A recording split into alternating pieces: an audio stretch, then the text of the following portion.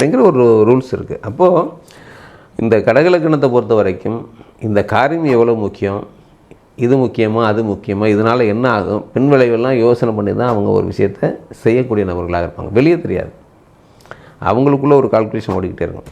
இதெல்லாம் வந்து தான் இப்போது கடைசியில் வந்து அஸ்வத்தாமன் செய்கிற செயலும் அதே தான்.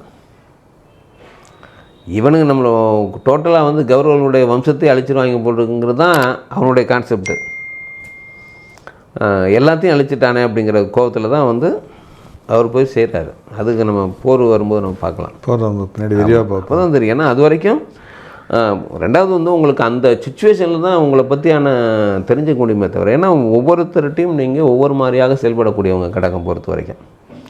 அவமான ரேஞ்சுக்கு தகுந்த மாதிரியான பழக்க வழக்கங்கள் இருக்கும், அதற்கு தகுந்த மாதிரி தான் நடவடிக்கை இருக்குமே தவிர, அதனால் எல்லாருக்குமே பிடிக்கும். கடகத்தை பொறுத்த வரைக்கும் என்ன கேட்டிங்கன்னா எல்லாருக்கும் பிடிக்கும். ஏன்னா அப்பப்போ என்ன தேவையோ, இப்போ கர்ணனை காப்பாற்றுறாருல துரியோதனை, பெரிய அவமானத்துலேருந்து காப்பாற்றணும்னு என்ன சூழ்நிலை ஆகுது, இந்த உயிர் உனக்கு தான் ஒரு நிற்கிறார் இல்லையா கர்ணன். அப்போ அந்த மாதிரியாக ஒரு இக்கட்டான சூழ்நிலைகளில் ஒருத்தருக்கு எவரும் செய்ய முடியாத உதவியை செஞ்சுருவாங்க. செஞ்சதுக்கப்புறம் அவர் வாழ்நாள் முழுக்க அவருக்கு அடிமை. இதெல்லாம் நடக்கும். இது தானே உங்களுக்கு ராஜாங்கிறவர் இப்படி தானே. ஒரு ஒற்றனோ எவனாக இருந்தாலும் அரசர் மேலே ஒரு தனிப்பிரியம். எப்போது ஒரு அரசர் நம்மளை வந்து பார்த்துக்குவார், அரசர் நம்மளை வந்து காப்பாற்றுவார், என்னுடைய குடும்பத்தை பார்த்துக்குவார் அப்படிங்கிற நம்பிக்கை இருந்தால் தானே அவன் வந்து எதிரி நாட்டுக்கு போவான். குடும்பத்தை விட்டுட்டு தானே போகிறான்.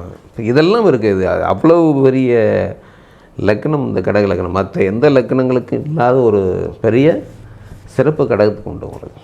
அதனால தான் இது ராஜ லக்னம்னு சொல்கிறது. அதனால் உடல் ஆரோக்கியங்கிறது இவங்க இந்த மாதிரி நட்பு வட்டம், பலம், பெரிய வட்டம் A to Z உங்களுக்கு. ஏன்னா குடிமக்களுங்கிறவங்க எல்லாருக்கும் தான், எல்லாம் தானே. கடைசி குடிமகன்லேருந்து தலைமை குடிமகன் வரைக்கும் அவருக்கு ஒரே பார்வை தான் இருக்கும். ஜோதிடமே ரொம்ப பார்த்துட்டோம். ஆமாம், மகாபாரதத்தில் போவோம். ஓகே. ஆனால் இந்த கேரக்டர் வந்து உங்களுக்கு எப்படின்னு கேட்டிங்கன்னா, மகாபாரதத்தை பொறுத்த வரைக்கும் கடைசியில் தான் செயல்பட இருக்குது. போரில் தான் செயல்பட என்ன செஞ்சார் அப்படிங்கிறதெல்லாம் போரில் தான் இருக்குது. அதற்கு முன்னாடி பல நிகழ்வுகள் நடக்குது அவங்களுக்கு. இப்போ ஏன்னா இப்போ அவங்க பாகம் பிரிக்கும் போதும் அஸ்வத்தாமன் அங்கே தான் இருக்கிறான். இப்போ அந்த காண்டவனத்தை கொடுக்குறாங்க இல்லைங்களா, அது கொடுக்கும்போதும் அங்கே தான் இருக்கிறான். அப்பவும் வந்து என்னான்னு கேட்டிங்கன்னா துரியோதன சப்போர்ட்டாக தான் நிற்கிறானே தவிர அவங்க கூட போகலை. துரோணரும் போகல, அஸ்வத்தாமனும் போகல. இது வந்து அவங்களுடைய செஞ்சோற்று கடன் தான். அதில் வந்து முழுக்க எல்லாத்துக்கும் பொதுவான பீஷ்மரே கம்மன் தான் இருக்கார். அவங்கெல்லாம் சேர்ந்து முடிவு எடுக்கணும்னா இந்த முடிவு வந்து யாரோட போய் இப்போ இவங்க பாண்டவர் கூட போக போகிறாரா என்னங்கிறதெல்லாம் அங்கேயே வந்து தீர்மானிக்கப்படுது. பாண்டவர் கூட கிடையாது அஸ்வத்தாமன் துரியோதனன் கூட தான் இருக்கிறாங்க அப்படிங்கிறது இங்கேயே தீர்மானிச்சிருச்சு. அதற்கு பிறகு உங்களுக்கு நடந்த ஒவ்வொரு சம்பவங்களுக்குமே துரியோதனன் கூட தான் துணை நிற்கிறான். இப்போ இதில் வந்து உங்களுக்கு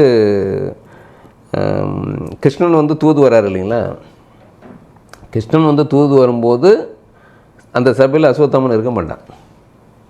அஸ்வத்தாமன் வெளியே இருப்பார். அப்போ தான் அரண்மனைக்கு உள்ளே வருவார். இங்கே எல்லா விஷயமும் முடிஞ்சு போகிறார். ஏன்னா இங்கே வந்து இந்த சபையில் வந்து அஸ்வத்தாமன் பேசுகிறதுக்கு ஒன்றும் கிடையாது. ஏன்னா முடிவுகள்லாம் பெரியவங்க தான் எடுக்க முடியுமே தவிர அஸ்வத்தாமன் எந்த விதமான முடிவு எடுக்க, அது அஸ்வத்தாமனுடைய அப்பாவே துரோணரே அந்த முடிவும் எடுக்க முடியாது. அந்த மாதிரியான சுச்சுவேஷனில் தான் இருக்குது. வந்திருக்கிறது கண்ணன் தூதாக வந்திருக்கிறது. அப்படிங்கும்போது அந்த சுச்சுவேஷனில் நம்ம இருக்கக்கூடாதுங்கிற முடிவை அஸ்வத்தாமன் எடுத்துகிட்டு தான் சபைக்கு அவன் போகலை. ஆனாலும் சபை முடிஞ்சிருச்சுங்கிற தகவல் கேட்டதுக்கு பிறகு தான் அந்த சபையை நோக்கி அவன் போகிறான்.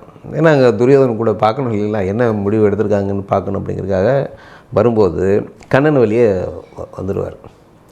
அஸ்வத்தாமனை பார்த்தவொன்னே என்ன பண்ணுவார், வா அஸ்வத்தம்மா அப்படின்னு சொல்லி பேசிட்டு மோதிரத்தை கழட்டி கீழே போட்டுருவார். கீழே போட்டோன்னு அஸ்வத்தாமன் என்ன பண்ணுவாங்க, மோதிரத்தை எடுப்பான். துரியோதனை அங்கேருந்து மாடத்துலேருந்து அதை பார்ப்பார் இந்த காட்சியை. அவனுக்கு வந்து மோதிரத்தை ஒரு கழட்டி போட்டார், அஸ்வத்தாமன் எடுக்கிறாங்கிறது தெரியாது. இவன் கண்ணன் காலில் விழுகிறான் அப்படின்ட்டு குனிஞ்சு கண்ணன் காலில் ஒரு சப்போர்ட்டை நினச்சிருந்தானே. ஆமாம், அஸ்வத்தாமன் பற்றி அவனுக்கு எந்த விதமான இது இருந்தது இல்லை. துரோணரும் அவருடைய பையன் நம்ம கூட தான் எப்போவும் இருக்கிறான். அப்போ திடீர்னு கண்ணன் காலில் விழுகிறானே, என்ன சொல்கிறான் அப்படின்னு பார்த்தா அப்புறம் கண்ணை வந்து வானத்தை பார்ப்பார். என்ன கருமேகங்கள் சூழ்ந்துருக்கும் பாரு. இவனும் வந்து மாடத்தை பார்த்துட்டு அவர் கையில் மோதிரத்தை கொடுப்பான். மோதிரத்தை கொடுக்கும்போது அவர் எப்படி வாங்குவார்னா இப்படி வாங்குவார். அவன் கை மேலே இவர் கையை வச்சு வாங்குவார்.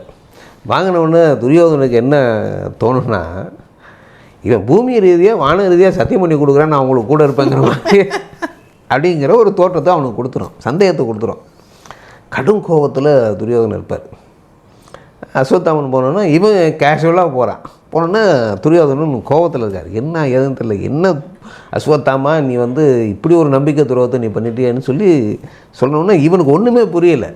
நம்ம என்ன நம்பிக்கை துரோகம் பண்ணோம் அப்படிங்கிற மாதிரி அஸ்வத்தாமன் பார்ப்பார். பார்த்தோன்னே பூமி ரீதியாக வான ரீதியாக நான் உனக்கு துணையாக இருப்பேன்னு சத்தியம் பண்ணி கொடுக்குறேன், நான் பார்க்கல நினைத்தேன், நான் அந்த மாடத்துலேருந்து பார்த்தேனே நீ பண்ண சத்தியத்தை அப்படின்னு சொன்னோன்னே அப்படியெல்லாம் ஒன்றும் கிடையாது, யார் சொன்னா அப்படின்னு சொல்லி இந்த மாதிரி அவர் ஒரு பிரச்சனை வருது அவங்க ரெண்டு. ஆமாம், அஸ்வத்தாமன் ஏன்னா நம்பிக்கை இல்லாத மாதிரி போடுது இல்லை. உங்களுக்கு சப்போர்ட்டிவாக இருக்கக்கூடிய ஆள் வந்து எதிராளிக்கு துணையாக நிற்பேன்னு சொன்னாங்க எப்படி இருக்கும். சொன்ன உடனே அஸ்வத்தாமன் கொதிச்செல்வான். எப்படி நீ எதை சொல்லலாம், நான் அன்னையிலேருந்து இன்ன வரைக்கும் உங்க கூட தானே இருக்கேன், அவங்க எப்படி நான் அங்கே போவேன், நான் கண்ணை இந்த வேலையை பண்ணிட்டான், பிரச்சனை ஸ்டார்ட் பண்ணி விட்டார், அங்கே பண்ணி விட்டாங்க அப்படி சொல்லி அந்த இதை வந்து கடைசி வரைக்கும் நான் உனக்கு துணையாக நிற்பேனே தவிர ஒருபோது நான் வந்து பாண்டவர்களுக்கு துணையாக நான் இருக்க மாட்டேன் அப்படின்னு சொல்லி அஸ்வத்தாமன் வந்து சொல்லுவான். என்னை வந்து இப்படி நீ யோசிக்கலாமா நீ அப்படின்னு சொல்லி சொன்னோன்னா இப்போ துரியோதனுக்கு திருப்தி ஆகிடும். திருப்தி ஆனவுடனே இப்போ உங்களுக்கு போருங்கிறது கன்ஃபார்ம் ஆகிடுச்சு. கன்ஃபார்ம் ஆனவுடனே அஸ்வத்தாமன் சொல்லுவான், இப்போ அந்த படைகளுக்கெல்லாம் ஒவ்வொருத்தவங்களும் தலைமைன்னா இவர் ஒரு ரதத்துக்கு தலைவராக கர்ணனே இல்லாததில் அஸ்வத்தாமனு கொடுக்குறாரு. செகண்ட் பொசிஷன் வந்து அஸ்வத்தாமனு கொடுக்குறாரு. அஸ்வத்தாம வந்து வெகுண்டதில் நியாயமான காரணங்கள் இருக்குது இல்லையா? ஆமாம், அவங்க சைடில் இருக்கிற நியாயம் அது. இப்போ இவ்வளோ பிரச்சனைகளுக்கு மிக முக்கியமான காரணம் எது தெரியுங்களா? தர்மன் வந்து எல்லாத்தையும் வச்சு தோத்தார், துரியோதனன் ஜெயித்தார், இதெல்லாம் வந்து அங்கே பிரச்சனையே கிடையாது. சபையிலையும் யாருக்கும் இதனாலலாம் ஒன்றும் கிடையாது. வெகுண்டு இருந்தது இவர் மட்டும்தான், பீமன் மட்டும் தான் எழுந்திருக்கிறாரு. பீமன் தான் வந்து அண்ணனை வந்து சத்தம் போடுறது அவர் அர்ஜுன உள்ள எடுக்கிற அண்ணனை எப்படி சத்தம் போடலாம் அப்படின்னு சொல்லி போடுறாரு. நம்ம பிதுரர் சொல்கிறேன், பிதுரர் தான் வந்து இதெல்லாம் அரசனுக்கு செய்கிற செயலே கிடையாது அப்படின்னு அவர் தான் வெகுண்டு எழுதுறாரு. அவரையும் சமாதானப்படுத்தி உட்கார வச்சிடுறாரு. பிரச்சனை எங்கே ஸ்டார்ட் ஆகுதுன்னா பாஞ்சாலி வந்ததுக்கு பிறகு தான். சபையில் சம்மந்தம் இல்லாமல் ஒருத்தர் வந்து கோட்டையாந்து அவமானப்படுத்தணும்னு நினைக்கும்போது தான் அது மாறுது. பாஞ்சாலி வந்து சபதம் போடும்பொழுது, பீமன் சபதம் போடும்போது அங்கே வந்து கிரிட்டிக்கலான பொசிஷன் வந்துடுது. பெரியவங்கள்லாம் பேச வேண்டிய கட்டையாக அங்கே தான் வருது உங்களுக்கு. அதனுடைய விளைவு தான் தொடர்ந்து கண்டினியூவாக வந்து உங்களுக்கு போர் வரைக்கும் கொண்டாந்து நிறுத்துறது. பாஞ்சாலி போட்ட சபதம் தான் அர்ஜுனன் பீமன் போட்ட சபதம். இந்த ரெண்டு பேரும் தான். அர்ஜுனனில் சபதம்லாம் போடலாம், அர்ஜுனன் எந்த சபதம் போடல, பீமன் தான் போடுறாரு. பீமனுக்கு பாஞ்சாலி மேலே ரொம்ப பிரியம் அவருக்கு. அதனால் இப்போ ஒரு அவமானப்படுத்தப்பட்டவொன்னு அவனால் தாங்க முடியல ஒரு சபதம் போடுறாங்க. யாரும் இப்படி சபதம் போட மாட்டாங்க. நீங்கள் சபதம் போடுறதெல்லாம் வேறு வழி இல்லை, போர் போனாலும் அதெல்லாம் நடக்கும். ஆமாம், இப்போ பாருங்கள், தண்ணி அள்ளி குடிக்க மாட்டேன்னு ஒரு சபதம் போடுறான். கதையினால் தண்ணியில் அடித்து அந்த தண்ணி மேலே போய் ஆணும் ஆயத்தொன்னு அந்த தண்ணியை குடிப்பேனே தவிர அது வரைக்கும் கையில் அள்ளி தண்ணி குடிக்க மாட்டேன்னு சபதம் போட்டுறான்.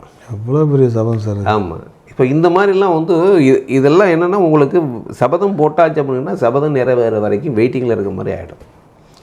போர் வந்ததுக்கு மிக மிக முக்கியமான காரணமாக இது அமைஞ்சிருது. அப்போது இந்த விஷயங்களெல்லாம் பார்த்து கொண்டு இருந்தவர்கள் யார் யார்?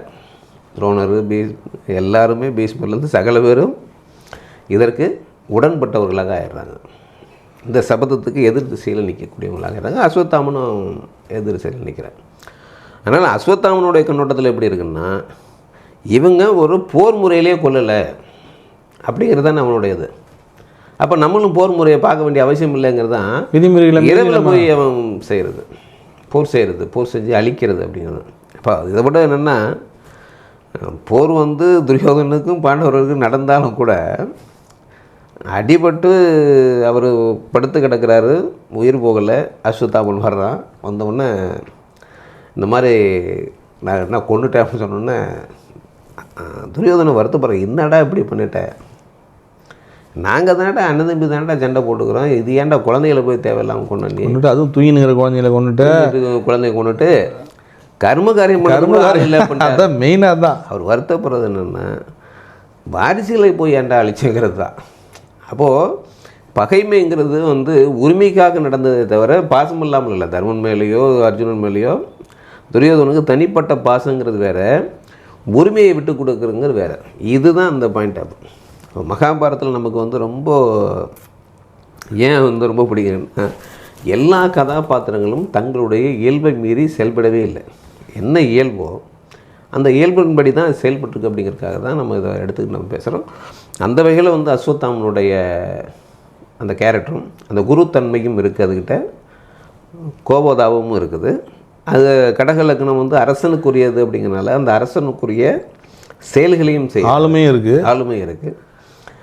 அவர் இந்த இப்போ எல்லாம் இந்த சிரஞ்சீவின்னு சொல்கிறாங்க இல்லைங்களா, சிரஞ்சீவின்னு சொல்கிறேன்னா அவர் பிறக்கும் போதே ஒரு நெத்தியில் ஒரு மணியோடு பிறந்தவர் அவர் அஸ்வத்தாமன். அந்த மணியை எடுத்துடுறாரு, கண் தான் எடுக்கிறாரு. லாஸ்ட்டில் அந்த பிரம்மாஸ்திரம் போட்ட உடனே அந்த மணியை எடுத்துட்டு நீ வந்து சிரஞ்சியாகவே சுற்று, ஆனால் இந்த காயங்களோட இந்த ரணங்களோடையே நீ சுற்றுங்கிறதானே அவர் சாபம் கொடுக்குறாரு.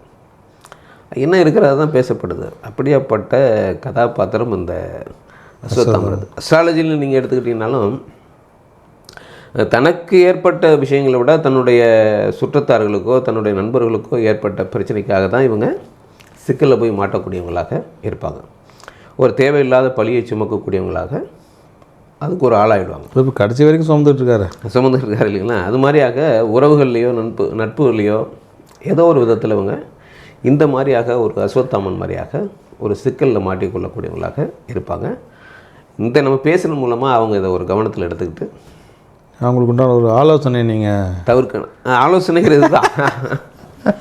ஏன்னா ரொம்ப புத்திசாலி, உருத்தன்மையுடையவங்க.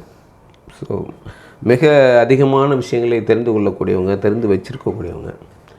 அவங்களே வந்து இந்த மாதிரியாக திடீர்னு ஒரு அவசரப்பட்டு ஒரு கோபத்தில் சில காரியங்களை செஞ்சுருவாங்க. அந்த மாதிரியான கோபமான நேரத்தை கொஞ்சம் நிதானமாக நீங்கள் யோசித்து செயல் புரிஞ்சிங்கன்னா இந்த மாதிரியான ஒரு பழிச்சொல்லுக்கு நீங்கள் ஆளாகாமல் இருக்கலாம் அப்படிங்கிறது தான் அவங்களுக்கு சொல்லக்கூடிய அறிவுரை. சார், இப்போ கிட்டத்தட்ட அஸ்வத்தாமனுடைய நிறைய பகுதிக்காக வந்துட்டோம். எனக்கு ஒரு சின்ன டவுட் இருக்குது. என்னென்னா, கடக லக்னத்தில் இருக்கிறவங்களுக்கு மேக்சிமம் அரசன் தான் அப்படின்னு சொல்கிறீங்க. இப்போ அஸ்வத்தாமன் அரசனாக இருந்தாரா? நல்ல கேள்வி கேட்டீங்க. ஏன்னா இது வரைக்கும் அந்த இதை வந்து சொல்லவே இல்லை. ஏன்னா கடக லக்னம் அரசன் சொல்லிட்டு இருந்தேன். நம்ம உண்மையில் அரசன் தானே. அவன் என்னென்னு கேட்டிங்கன்னா, பாஞ்சால தேசத்தை பாதி நாட்டை வந்து துரோணர் வாங்குறாரு இல்லையா, துருபதன்ட்ட. ஆமாம். அதுக்கு தன்னுடைய மகனை தானே அரசனாகிறாரு. ஓ, அங்கே அஸ்வத்தாமன் அரசனாக உட்கார வச்சுட்டு இவர் இங்கே வந்து பயிற்சி கொடுக்குறாரு. அரசனும் நாடு வந்து அவனுக்கு உரியது. அதனால தான் வந்து இந்த இதுக்கு வரலவன். கண்ணன் தூது வந்த போது சபையில் இல்லை, அப்போ தான் வர்றான். அவன் வர்ற வழியில் தான் கண்ணன் வந்து அவரை சந்தித்து கேட்குறாரு. அப்போ அந்த அரச நியதி என்ன, அரசனுடைய வேலைகள் என்னங்கிறதெல்லாம் அஸ்வத்தாமனுக்கு தெளிவாக தெரியும். குருவோட நட்சத்திரமாக இருந்தாலும் கூட புனரு சும்மா இருந்தாலும் இந்த லக்னம் வந்து கடக லக்னம் வந்து ஒரு அரசியல் சார்ந்தது, அரசு சம்பந்தப்பட்டது, அரசனுக்குரிய தகுதியெல்லாம் அதுக்கு உண்டு அப்படிங்கிறத ஒரு சின்ன ஒரு பாதமே, ஒரு 4ஆம் பாதமே வந்து தீர்மானிக்குது அப்படின்னு கேட்டிங்கன்னா, அந்த இடத்துக்கு வரும்போது அவன் ஒரு அரசனாக ஆகிறான். யாரையும் வந்து போரிட்டு வரல, தானாகவே அரசனுக்குரிய தன்மையை அவன் அடைகிறான். கர்ணன் மாதிரி, கர்ணன் எப்படி வந்து ஒரு அரசனானோ அது மாதிரியாக அஸ்வத்தாமன் ஒரு நாட்டுக்கு, பாஞ்சால நாட்டுக்கு அரசனாகிறான். நல்ல கேள்வி கேட்டீங்க.